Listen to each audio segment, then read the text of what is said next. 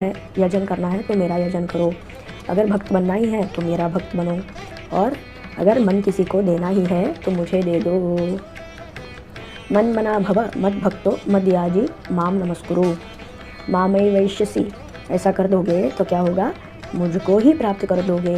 माम ए वैश्यसी मामेव एष्यसी, मुझको ही प्राप्त कर दोगे, कर लोगे।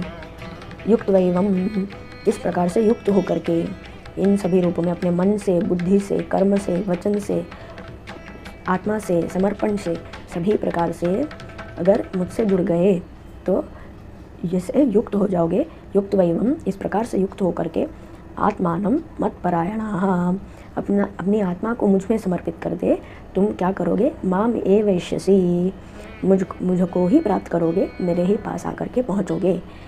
फिर तुम्हारी कोई दुर्गति नहीं हो सकती, तुम्हारा कोई नाश नहीं हो सकता, या कोई और गति नहीं हो सकती, केवल और केवल परम गति ही तुम्हें प्राप्त होगी।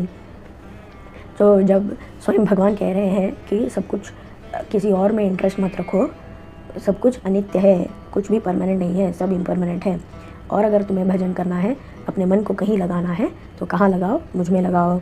जब स्वयं भगवान ऐसा कह रहे हैं तो हम अपना मन इन सारी चीज़ों में क्यों लगाएं। It is a waste of time and energy, क्योंकि कुछ हमारे हाथ नहीं लगने वाला। कुछ पलों के लिए भले हमें कुछ सुख की अनुभूति हो, लेकिन वो उस सुख की, परम सुख की एक अंश मात्र से भी अंश मात्र सुख है, जो कुछ देर तक रहेगी और उसके बाद फिर से हमारा मन कहीं और जा कर के रमने लगेगा। तो उसमें सुख परिपूर्ण नहीं है, उसमें परिपूर्णता नहीं है, तो उसमें शांति नहीं है। अगर एक छोटा सुख मिल गया तो फिर से हम दौड़ने लगते हैं, किसी और सुख के बारे में सोचने लगते हैं। क्यों? क्योंकि वो सुख की अनुभूति एक बार हो जाए तो फिर वो दोबारा हमें आनंदित नहीं करती। फॉर एग्ज़ाम्पल, अगर किसी को बहुत इच्छा है कि वो IAS बने, तो